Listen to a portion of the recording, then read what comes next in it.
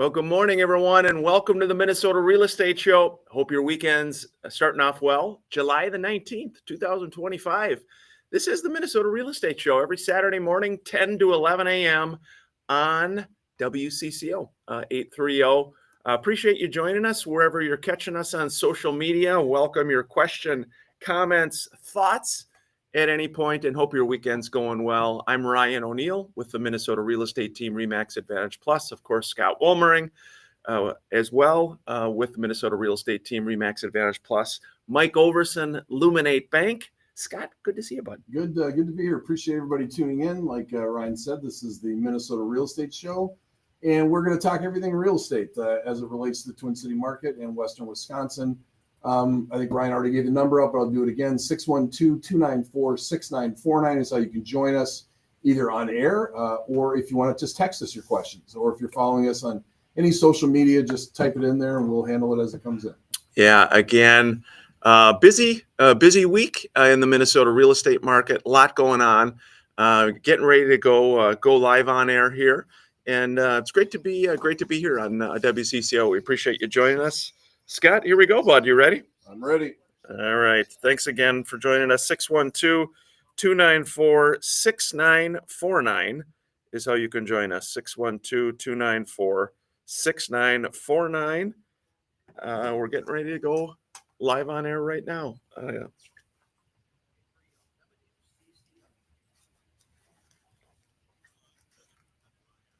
One other note too, we've got a couple fun new topics we're talking about here today. So we're getting ready to go, and these are going to be some fun new topics, some new things. One is in regards to the new bill that was just passed and what's all in the bill as well. So Scott and I are going to talk about that. Thanks for joining us, and thanks for all the nice comments. See a lot of people coming in from different social media channels. We appreciate that.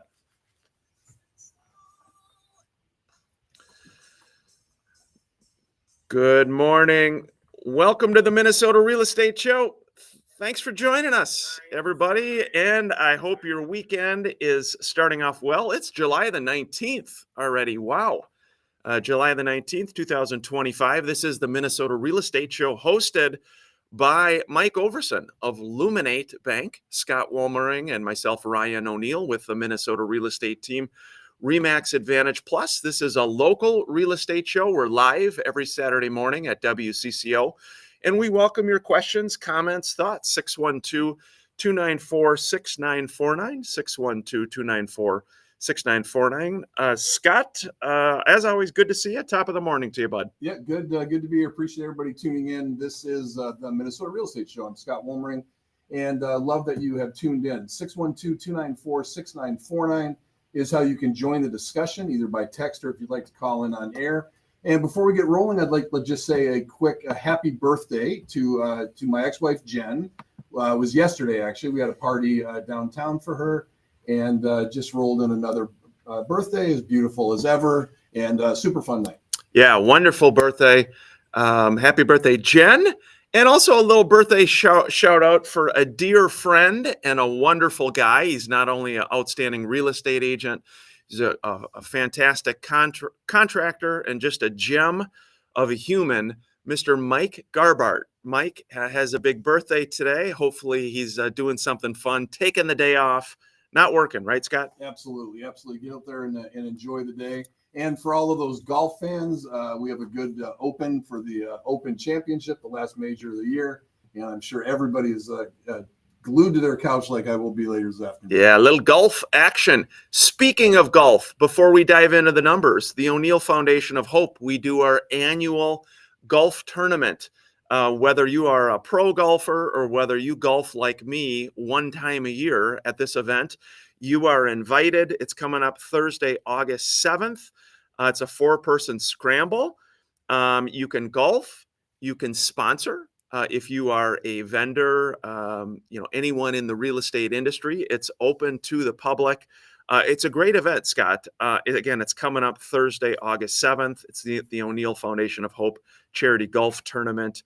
Would love to have folks take part. You golf in that every year. I do. Yeah, it's super fun event. Very, very low key. So if you're sitting out there thinking, well, I don't really play golf, And I'm not that. It doesn't matter. It's just a fun event. We just have a blast. Have a few drinks, a few alcoholic beverages on the course, and a great dinner afterwards. And of course, support the O'Neill Foundation, which is just an incredible charity. Yeah, we're diving in. Let's dive in. Real estate update here for you, Scott. New listings up almost 13%, 1,042 new ones. New homes for sale this past week. Pending sales also up 5.6%, almost 900 pending sales. And then the inventory, similar to last week, Scott, it's up 5%, and it's at 9,800 homes, 9,864. You like how I grab my cheaters there? Yes, I do. You're catching up to my age where you have to have. I'm fighting it. I just can't see. 9,800. So a little bit less than last week, Scott. Interesting market. Rates very similar. High sixes where they're at right now. We're going to talk after you give a little analysis here. We're going to talk as well about this new bill that was passed, how that's going to affect renters, homeowners, real estate investors. There's a lot of interesting stuff. I was talking to my brother Tom this week, and Tom says, have you looked at the big, beautiful bill? You know, what's all in it? And it's a good question. So I said, you know what? I haven't entirely, but we're going to dive into it on the show because it affects everybody, Scott. Good point. Yeah, no, for sure. And you know, this is actually a question that just came in, which is kind of goes along with our update. It's from Brian Wolf, and he said, good morning, guys. Have you seen showing traffic pick up a lot in the last week? Unusual for the middle of July, I thought. And, you know, it's a great question. So the overall market right now, 9,800 homes, balanced market is about 19,000. We tell that every week. And I have not seen traffic go, I mean, not considerably up. I mean, it's been relatively aggressive. The biggest thing in this market, and in every market, but truly right now, if you are aggressive on your list price, if you're going after a number that is just outside the top end, you really are doing yourself a dissatisfaction right now because people are they are cautious about writing at that top number. And then what happens is if it sits for a little bit, it sits for a week or 2 weeks or 3 weeks. Now you're just chasing a bad rope, so to speak. You need to get it dialed in right up front, aggressive but not stupid, and then you'll sell your home really quick and you'll get top dollar for it. But if you get a little shop worn in this market, you got a problem. Hey, young man, before the break, congratulations! You had a $2 million listing in Lakeville. I don't think, $2 million listing. You got a nice offer this week, multiple offers. You got that thing sold. Yep, it is sold. Congratulations to the seller. It isn't a lot of you. We've talked about it on the show for the last, whatever it's been, 60 days. And yeah, gorgeous house. And congratulations to the buyer that got it. And obviously my seller for getting it sold. And yeah, it's nice. Yeah, exciting, beautiful home. So there is market activity, whether you are a $2 million buyer or whether you're a first-time home buyer looking at a $200,000 home or condo.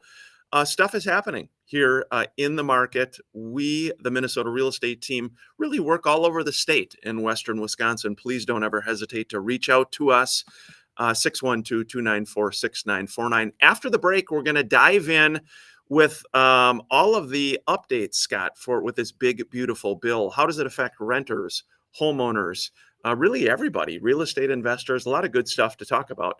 This is the Minnesota Real Estate Show. Thanks for joining us, everybody. Hope the weekend's going well. Scott, it's interesting how, again, pricing on that, whether we're talking about a $2 million house or a $200,000 house, you know, what happened in Scott's case, maybe talk about the pricing and what happened, what you saw with the new buyers. Yeah. So you know, this was a listing, and I won't give the address out just because obviously it's not closed yet, but I'll give you the situation.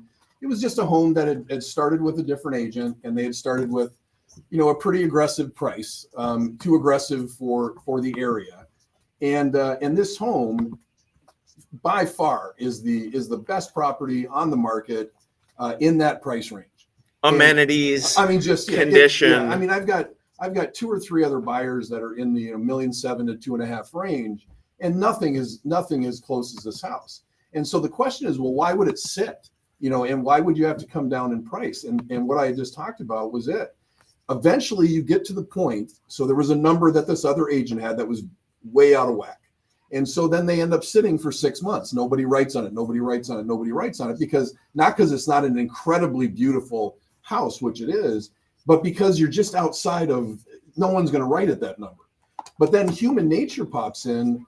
Every single person from that point on is, why isn't it selling? That's the first question they ask. Why isn't it selling? I don't want to be the first one. Something's off. That's what ends up happening when you start chasing a number versus if we had gone at the list price that we eventually ended up at and went to multiple offers, at the beginning, you could have saved yourself a year and a half of your life. And that's this house or any house in that range. So make sure when you're talking with your agent, really make sure you're looking at the numbers, not personally. You're looking at, if your neighbor's house sold for $600,000 and you're the same floor plan, and the only thing that you've got different in it is you've got a deck, you're not worth $700,000. Yeah. And so to go at that number with the thought, well, everybody, we can always come down. That's the biggest mistake sellers make. I'm going to start aggressive and then I can drop. And yeah, you're going to drop, and you're going to drop below what you need to, because people are always cautious about why isn't it selling. Yeah, it's interesting. So when the reduction was made, when Scott reduced it, the seller reduced it to the new price point. At that point through MLS as well, what happened is there was a whole bunch of new buyers that saw it popped, and new favorites. And so it exposed a whole new group of buyers to it. And so the intent was the seller wanted the most money, but just overpriced it maybe originally. Yeah. And so here we go. We're going back live on air. Thanks for joining us, everybody. This is the Minnesota Real Estate Show. Welcome back to the next segment, the second segment of the Minnesota Real Estate Show. We appreciate it. Hope your weekend's going well. Got to give a shout out, Scott. This is a nice listing. This one is in Wisconsin, in Cushing, Wisconsin. Mike Hilber, great agent on our team, has this one listed 2322 243rd Avenue in Cushing. It's listed for $539,000. He's doing an open house today, actually 11 to 2. It's a 3-bed, 3-bath, 2-story private retreat. Mike says it sits on over 3 acres, 130 feet of lakeshore on spring-fed Round Lake. It's got a kind of a cool winding driveway through mature trees, leads to a very nice large front porch. You've got the main floor features hardwood and tile floors, granite countertops, sun-drenched spaces. Scott, you've got some additional features here: 2-car garage, garden shed, 12 by 12 tiny house with electricity, and it's just minutes away from the St. Croix River. So a really nice home. Again, 2322 243rd Avenue in Cushing. Cabins, Scott. People love the cabins, don't they? Oh, they do. Well, and it's also, they do, and it's really funny what people in Minnesota call cabins. Because people come from out of state and they'll be like, "Oh, my friend's got a cabin. We're going to their cabin," and then they'll call and be, "Oh my gosh, it was nicer than the home I live in." Right. So what we call cabins here have kind of morphed into really kind of luxury second homes a lot of times, or family cabins that have been in your family forever and they kind of get passed down. But so Round Lake is a very, very nice lake. What was the price on that house? $539,000. $539,000. Yeah. Great. Scott, what's interesting, we were out for a walk last night, and car pulled up to us very slowly. It was one of our neighbors, longtime neighbors, just said, "Hey, we're thinking of selling our house. We really want you to come out and give us an idea." And I said, "Well, tell me, I said first, we don't want you to move, because they're a wonderful neighbor. We love these guys." And I said, and he said, "Here's the deal. We're looking at moving onto a lake. And instead of doing the cabin up north and the home here, having it all together." Yep. And it seems like there is a trend for that, Scott, where there's more people doing that. I have multiple clients do that. And it's because when COVID hit and everybody got into working at home, even though a lot of companies have gotten back to it, a lot of them have still left some of their positions where you can work at home. So I've had at least 3 clients that actually I sold their primary residence here, and they moved down to their lake home. Yeah. Because they can still work. You can still work from there. Most of them are Western Wisconsin. So if they need to pop back to the cities, they can. But so a lot of people are doing that. Hey, before we dive into the big, beautiful bill, how it affects everyone, our weekly O'Neill Foundation of Hope Minute of Hope, as my dad would say, be brief. Be brief. This week, wonderful gal. She's got cancer. It's just a bad situation. Living in an apartment, her people around her were smoking meth. Oh, wow. Meth is coming into her apartment. She went to the doctor. The doctor detected meth when she went in. She went to her landlord. The landlord would not do anything about it. The landlord said no, and she is a bit fearful of some of her neighbors because they've already done some bad things. Anyway, she reached out to us. She is now in a hotel in Bloomington for the next week until we, the O'Neill Foundation of Hope, also will then help her move to her new apartment that she's going to. Nice. Yeah, we move quick. We're local. We help people in all types of situations. She's got cancer and she's taken in meth. I mean, think about that. You know what I mean? Well, and think about the amount of meth that needs to be in the air for it to be detected in your body if you're not actually smoking it. Terrible. Yeah, Just absolutely horrible. And again, that is the kind of stuff we do. So you caught it here in the Minnesota Real Estate Show. Meth is bad. Meth is bad. Equity is good. Equity's good. Equity's good. Meth is bad. Low interest rates are better. Better than high interest rates. Yeah. You get a lot of nuggets. If you watch us for 20 years and you can stay awake, you get a lot of nuggets. Hey, and by the way, again, o'neillhope.org. We appreciate your support. You can do a monthly donation as little as $14 a month. You can join the golf tournament. We're super grateful for your support. We help 2 to 3 families a week.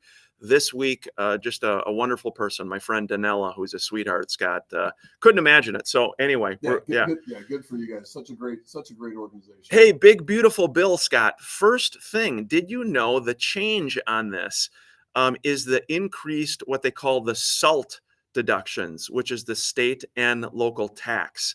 So a major change, they said, is the temporary increase from the SALT deduction cap from 10 grand to 40,000 for the tax years 2025 to 2029, with a phase out for higher earners. And they said this is expected to significantly benefit homeowners, especially in high property tax states, New Jersey, New York, California, Massachusetts, potentially saving them thousands in annual taxes. However, to note, this is a temporary change. It's only through 2029. Thoughts on that one? So explain that to me like I'm a Bemidji grad and not a Notre Dame grad. What? So the 40,000, is that a reduction that's being given? That is so your first year with this new bill, you as a homeowner will be able to take a $40,000 deduction. Is that what it's talking about? Yeah, let's say you live in a really swanky home. You bought that $2 million crib in Lakeville, and the taxes are 30 grand a year. Well, before, with that $10,000 cap, that's your cap. Okay. Got now with this, so basically, if you're paying more in taxes, you live in a very high.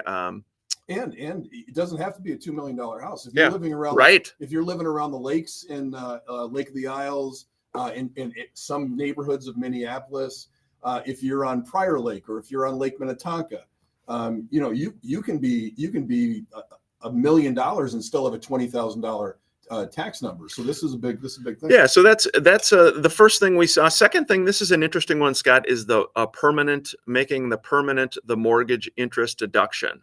It says the bill makes the mortgage interest deduction permanent, maintaining the deduction cap of $750,000 for mortgages originated after December 15th of 2017 and $1 million for those before.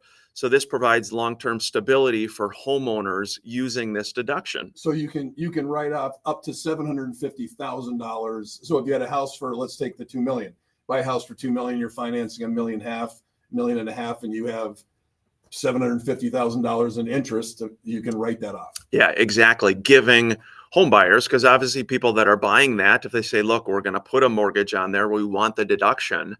So that's interesting too. That was a very interesting one, Scott. Here's the third one: the deduction for mortgage insurance premiums (PMI) has been reinstated and made permanent. This can reduce the effective cost of low down payment loans for qualified homeowners who itemize their taxes. And what this does, I mean, everything that I hear, I'm glad you read this, guy. I haven't actually gone through it. Is it brings back the real value to home ownership. I mean, when they came out with the standard deduction, now I think at $24,000, it kind of eliminated people from itemizing, and so the value of home ownership was still there because obviously of gaining wealth and appreciation on the property and et cetera, et cetera. But yeah. Yeah, and it's interesting too. I mean, obviously, those that follow the political world, you know that Trump has been trying to hammer the Fed chair about reducing interest rates with inflation where it's at, and obviously he's a housing guy, and so a lot of what he's been talking about is trying to give a little venti americano to the real estate market to give it a little juice. Well, and I was just talking with I have a few first-time homebuyer clients. And what I've been telling them is, because I believe that there's enough pressure on the Fed that they are going to reduce short-term interest rates, and as we know, that normally kind of trickles down to long-term interest rates. So of course, when you're younger, your thought is, oh, good, I'm going to wait till the rates drop to 5.5, and then I'm going to buy. And that's not the answer. The answer is, if you believe that that's going to happen in a window, let's say you believe it's going to happen in the next 6 months to a year, you buy right now at the value of the home. And so let's say you're at 7%. Why would I buy at 7% when I could wait and buy at 5.5? Let's take a $500,000 home at 5.5%. At $500,000, you're going to pay $535,000, $540,000 for that house. At 7%, you're going to pay $500,000. So let's say your payment during that 6-month period, because you're at 7% before you lock at 5.5, is $400 difference. So over 6 months, it costs you $2,400. Okay, when you're like, well, that's a lot of money, I don't want to pay that. Yes, but it's not $35,000 on top of that number. So you buy now, you sit a little bit, you wait for rates to come down, you do a recast or a refinance, and now you're into affordable payment for a house that's actually at value. Because we can go back to 2022, rates were at 2.7%. That was awesome. If you bought in about a 4-month window in 2022, unfortunately, you were probably upside down on your property right now. Yeah, and that's hard. Again, be sure your agent, when you're buying a home, is doing a market analysis for you on that property to ensure that you are paying a fair price for that. Scott, one last one, and then we're going to take a break. It says the estate tax exemption. This bill makes permanent the previous temporary boost to the federal estate tax exemption, meaning more of a property's value can be passed on to heirs without triggering the 40% federal estate tax. This provides meaningful breathing room for families with significant real estate assets. Yeah, I'm so glad that that's in there. I've never understood. You've paid taxes on a property your entire life. You own it. You've paid it off. You've paid more than enough taxes on that property. And I leave that to my kids, and they can get whacked 40%.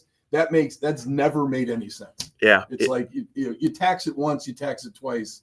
That's about enough. And last thing, again, before the break, is as they noted, they said it's important to remember homeowners can take advantage of the SALT, can only take advantage of the SALT deduction, mortgage interest deduction, mortgage insurance deduction if they itemize their tax returns. If they take the standard deduction, these benefits don't apply. We're going to talk a little bit about renters and real estate investors after the break. Kind of a fun new topic today. This is the Minnesota Real Estate Show. Thanks for joining us, everybody. Something a little new, a little different. This is good stuff. Yeah, it is. Well, I'm glad you took the time to go through it, because I've obviously heard of those things, but I never actually read that part of it. And it's all about putting a little bit of more money in the pocket of homeowners, to encourage them, because we've talked about this before Trump got into office, and we're not, whether you're Trump or not doesn't matter, but before Trump got into office, we talked a lot about, I lost my train of thought. We were talking about tax benefits of home ownership before Trump, prior administration. Any thoughts there? Yeah, I lost it. See, that's what happens when you hit you're 50. 56. It'll come back to me. If I walked into my kitchen, I would remember. Hey, thank you for joining us. A lot of nice comments from folks. We do appreciate wherever you're catching us on social media. Again, this is a Minnesota Real Estate Show. It's local, live. We try to keep it fun, interesting, helpful, whether you are a renter, whether you own a building company, whether you're a real estate investor, whether you're a longtime homeowner thinking about buying, selling, whatever it might be.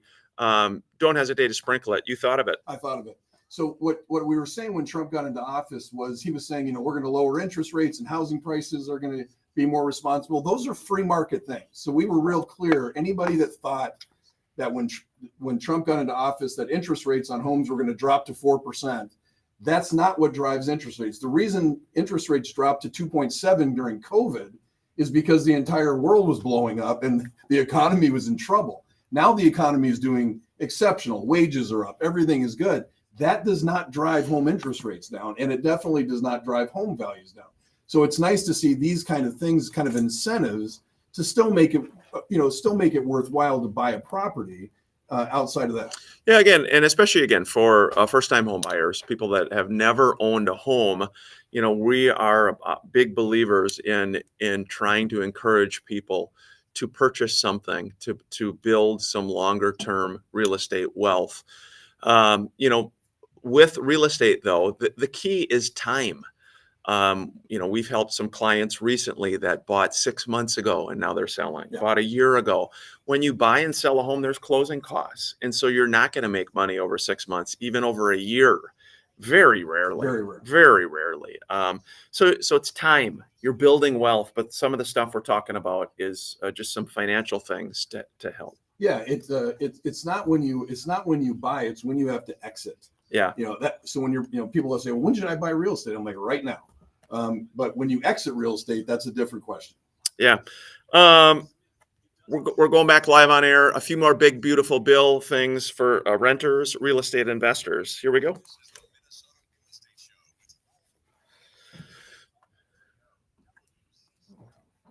Welcome back to the Minnesota Real Estate Show. 612-294-6949 is how you can join us. Scott, before we dive back into what's in this bill for renters and real estate investors, Tex said, good morning. Thank you for your show. We plan to begin preparing to interview potential realtors regarding listing our home. What would you guys suggest be the top 3 to 5 questions we should ask in order to make a good decision on who we hire as an agent? Scott? You go first. I'll take number 2. We'll see if we have the same answers. You go first. All right, I'll go first. As I took off my glasses there. Yes, from a listing standpoint, unlike just when you're buying a home, if you're buying a home, you want to have an agent that you like and you trust and you guys get along and whatever. When you're hiring a listing agent, you want to hire somebody that is intense, that carries a lot of listings. So for example, on the team, we probably at any time are carrying 300 plus listings. And why is that important? Well, because you have sell-off business. You have somebody that just has one listing. They're not pulling a lot of activity from different listings. So having an overall market presence is probably, I would say, the number one thing when you're hiring an agent. Yeah, and I think marketing is super important.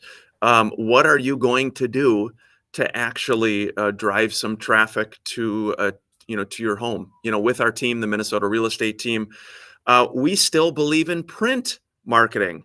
The good old Star Tribune. It's funny how much business that we actually generate for our sellers, advertising 12 of our listings in the paper. It's good for our sellers, gets them more money. Obviously, we do the radio show feature. Social media is a big thing now. How are you going to advertise at social media? And then online as well. What are you going to do? You need someone aggressive that's going to make a strong effort for you to get the word out, Scott, to other people. That's important. The third one is a real easy one. When you're meeting with a person, ask yourself, would I want to work with this person? Do they have something about them that's easy enough to where you could see, other real estate agents would like to work with them. they've got a reputation enough to be able to elicit the high end of what I'm going to get because of the way they come across. Or if you're like, I can't stand this person at all, and maybe they're aggressive, maybe they're trying to get you to sign documents, whatever, just stay away from that. Hire somebody that you're like, you know what, I would enjoy working with this person, because the reality is most other agents probably do as well. So when they're bringing their buyer in and they're like, oh, good, it's Ryan O'Neill that's got the listing. You know what? Ryan's normally pretty right on his number. He's not off. You take away a lot of the, is this guy a knucklehead or is this woman a knucklehead thing? And you go with somebody that everybody kind of has a good feeling around. Yeah, I think it's important, much like any business or industry, look at reviews, reputation, how are they known?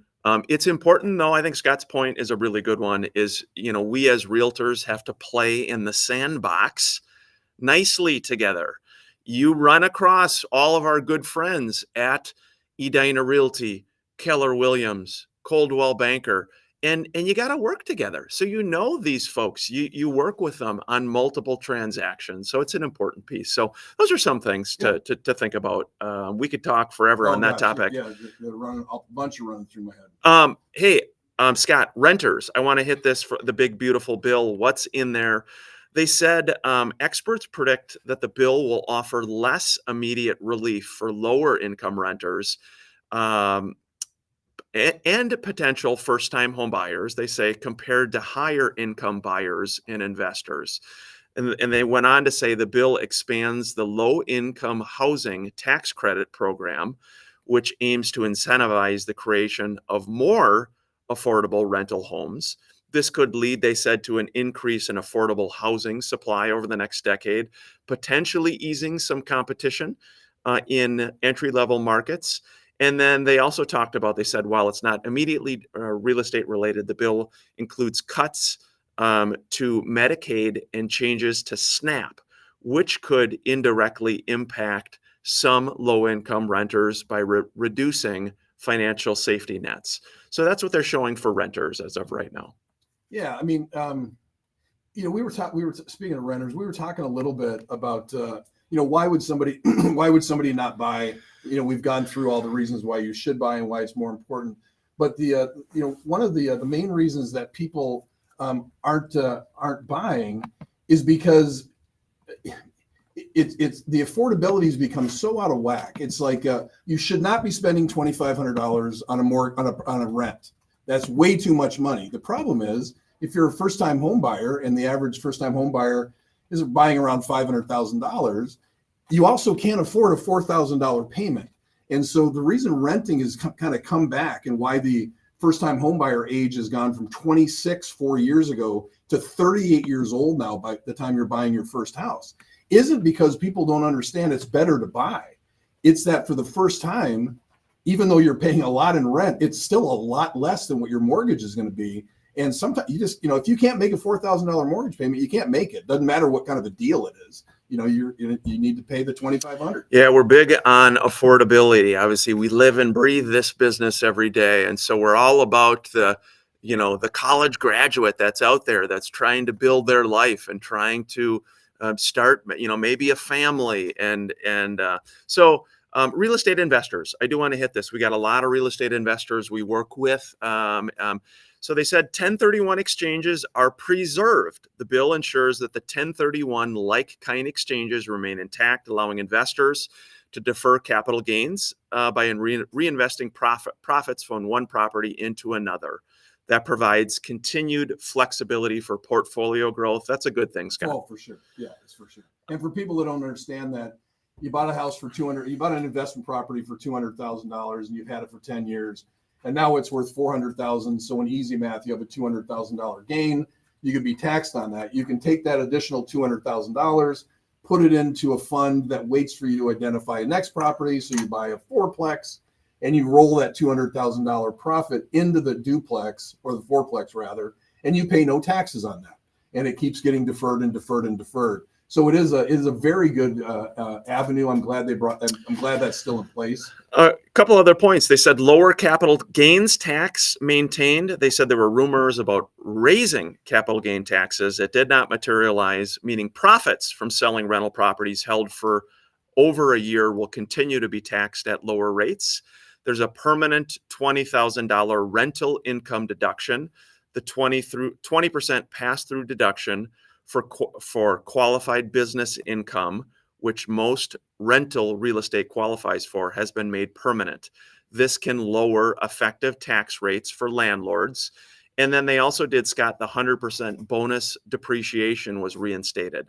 This brings back the full 100% bonus depreciation through 2030, allowing investors to deduct large portions of a property's cost in the first year, leading to a substantial first-year tax write-offs, especially with segregation studies. You're buying something expensive first year for the property. Yeah, well, you're buying, and your first year of the property is typically when you're going to have your biggest amount of expenses. Maybe you have to redo carpet, maybe you have to paint the entire house, maybe you have to put in new appliances. So you're going to have, a lot of times you might have more expenses in your first year. Real estate professionals, for those who qualify as a real estate professional, it's a time designation with the IRS, the ability to use rental losses to offset other income. This remains as it is right now. Opportunity zone incentive, Scott. This is offering tax benefits for investing in designated communities, has been made permanent. The bill eliminates capital gain taxes on investments held in these zones, opportunity zones. And then faster permits for new construction. There we go. Yowzers. The bill provides provisions to speed up some federal approvals, particularly for developments requiring environmental reviews, which could lead to faster project completion and profits. I wonder if there was anything in the bill about reducing the cost associated with all of the permits and all of the blah blah blah that goes along with building a house, because it was up around 20-something%. So if you're building a $1 million house, 200,000 of that is just garbage costs that you're undertaking. And I know they were going to look at reducing some of that. I don't know if they got into it in the bill. Yeah, last one is the business interest deduction was preserved. The deductibility of interest write-offs on interest on real property trades or businesses remains intact. So that's kind of a quick summary about the big, beautiful bill. There are some definite tax benefits, stability for homeowners who itemize. It does provide significant advantages for real estate investors. They said for renters, the direct benefits are less pronounced, though the expansion of affordable housing initiatives may offer some long-term relief. As always, talk to your tax advisor to understand specifically for you. But some interesting stuff, Scott. We thought today we would bring that to folks to help people understand, hey, what's in this thing, Yeah. Well, and again, for first-time home buyers or people out there maybe that have bought their first home, it is always good when you look at the amount of wealth that somebody that owns a property or that owns real estate has versus those that just rent. Still a much better idea to do it. So, always reach out to us if you just have any questions of how can I get involved? Because a lot of times you might be looking at numbers thinking, well, I've got to put $80,000 away before I can buy a property and and that's not correct. And so, if you're in that stage where you're thinking about maybe doing something now, or whether you should wait, or why should you wait, or why should you do something now, reach out to us, mnrealestateshow.com. You can shoot an email to Ryan and I, and we will answer any questions. Hey, before the break, got to give a little shout out. My friend, outstanding agent, Miss Jennifer Tischlitter. Jennifer, kind of fun on the questions for the 3 to 5 agents, or what should you? She's like, hey, what about me? I mean, come on, they should be calling me. That's right. You gotta love that, Jen. That's you gotta right. love that. You know what? You can't be shy in this business. No. It's hard. One of the many reasons Miss Jen does very well. She makes our team trip, our top producer trip every year. This year, it will be no exception. So with that, we're going to take a break here at the Minnesota Real Estate Show. Thanks for joining us. Hope your weekend's going well. Love it. Yeah, Jen was actually a co-host on the show. She was with you? Yeah, with me when you were out of town somewhere. And were you nice to her, or did you have to? I'm always nice to Jennifer Tischlander. She commands that respect. With Scott doing it. Hey, hope your weekend's going well, everybody. Hopefully some of those were helpful tips about the new big beautiful bill. What's going on there? What's that all about? And this weekend, here. A lot going on in the rental market. I heard talking to a friend last night about they got multiple offers on this property coming in. They're asking for highest and best Sunday morning. So it was a coming soon property. Sounds like they got some offers. I'm also hearing, Scott, that some stuff's just can't get a showing on it. Any thoughts on that? Well, it is 100%. It's 100% price. Well, I shouldn't say that. You can be in a strange area with a strange kind of property and et cetera. But for the most part, it's pricing. Biggest mistakes I still see it, is 309,000, 409,000, 509,000. When you go $1 over your search points, you really do hurt well, I'll use this example on the $2 million listing. So when we reduced it to $2 million, we had 54 saved searches. Normally a viable market is about 200 to 400 saved searches. We were at 54. When we did the reduction to 2 million, we went to 175. So we added 125 buyers that until that reduction didn't see it. That's why it went to multiple offers, because all of a sudden there's a whole new group of eyes and boom. Yeah, it is. It's an interesting phenomena. Pricing is important. Pricing is definitely, had a few more texts coming in. We will get to those as well. 612-294-6949. Scott, I think today, what if you challenged yourself, almost kind of like when you give up caffeine or something? What if you said, I am not going to watch any golf. I am not going to do it. I just will turn the TV off, and you just challenge yourself. I started watching it last night at 3 a.m. because it's in Scotland. It's in Scotland. So it's in Scotland. So the chances of that happening. Dude, you need to do it. I'm going to go show houses at noon, and as soon as I'm done at noon, I'm going to go sit in front of my TV and watch the end of the Open. Speaking of TV, I don't know if you all notice this. I find I watch a lot less TV, just in general. I don't know what it is. It's just getting older, but I just don't watch a lot of TV anymore. Yeah, I mean, I do. But it's not till night. But I watch quite a bit. You're like I do. All right, here we go. We're going back live on air.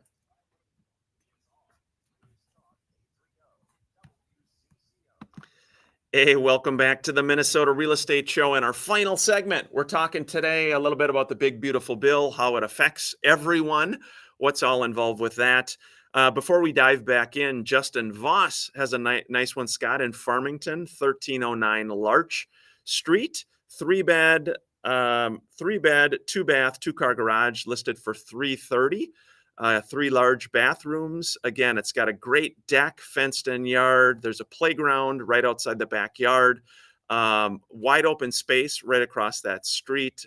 Justin said, be in town with the feel of being up north. 1309 Larch Street in Farmington for $330,000. Nice property.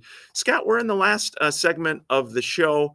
It's been interesting with activity in the market, still seeing some good activity. I thought that new construction bit in the big, beautiful bill was interesting. I do hear we've done shows over the years about new construction and the time it gets to get permits and the cost, the regulations for builders on how that really affects construction and limits builders and the ability to provide more inventory, which would help us all if we had more inventory. That's right. I mean, in order to get the cost down of new construction, which again spurs the entire market, the ability to have more homes on the market, we've got to get rid of the regulation that you should not have 20% or 25% of your home build based in fees and costs that have nothing to do with building the home. That's crazy.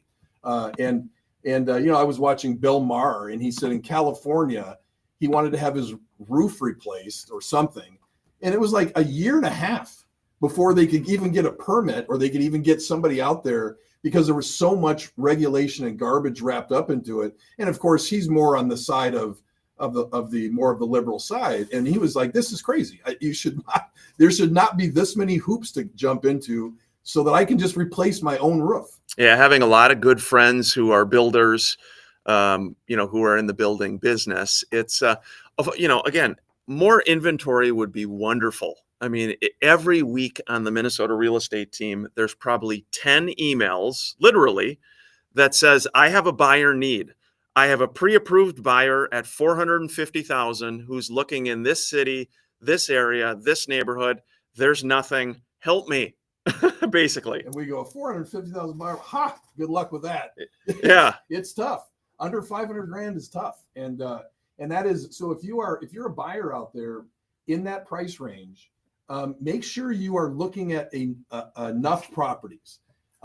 Meaning, if you're looking at 1 or 2 properties a week because you're very, very specific about the $450,000 house you're going to buy, you're really limiting your ask, because as soon as you find one that you like, 15 other people are too. You're looking for something that obviously the masses are looking for. So it's not just identifying the home that you like, it's actually finding one that you can buy.